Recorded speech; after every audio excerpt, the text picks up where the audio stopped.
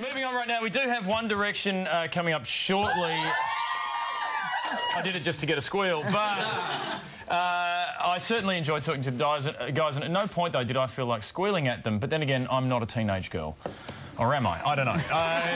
Kitty Flanagan joins us now to implore teenage girls to stop the senseless screaming. Kitty, well, you were young once. Didn't you ever scream, I don't know, at Dean Martin, Elvis, Bing Crosby? You know. Yeah, I screamed at Elvis, mate. I said, put the cheeseburger down and get off the can, man. You're going to die. I'm way too young. I'm too young for Elvis. ABBA was my band. I loved ABBA. I got very excited whenever a new long-playing record came out.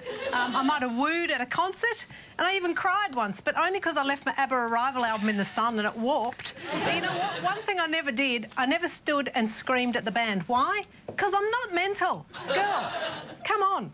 Think before you scream. Ask yourself, what am I trying to achieve? Now, according to a lot of the placards, most of you are trying to achieve marriage to a member of One Direction.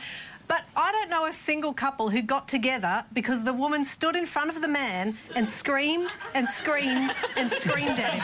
Right, sure, that might happen after they get married, but it's not standard courting procedure unless you're a peacock.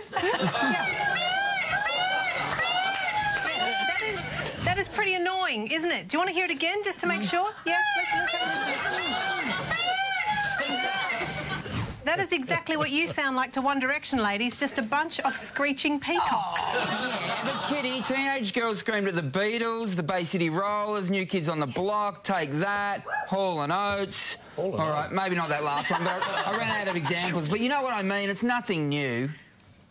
Yes, I know, but it doesn't make it right, Dave. They were all stupid too. See, and the Beatles even said how much they hated it. I mean, who can do their job with people screaming at them like that? It's actually really rude behaviour. Like, imagine if Carrie was trying to read the news and someone just stood in front of her going, ah, ah! It's just not nice. And think about this, girls. Every time you scream, you desensitise those boys to screaming.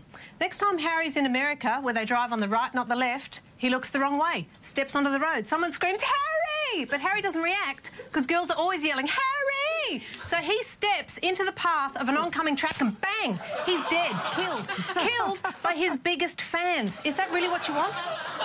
I say let's find a less dangerous, less mental way to show our appreciation.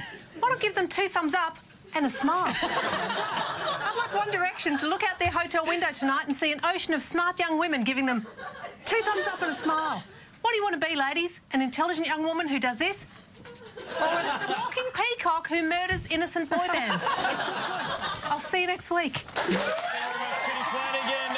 Kitty is appearing at the Newcastle Civic Theatre this Friday, the 20th of April. Book a ticket tag if you want to go. And I have to say, if you tuned in late there, Harry is not dead. He's okay. And I'll be chatting to the guys from One Direction a little bit later on.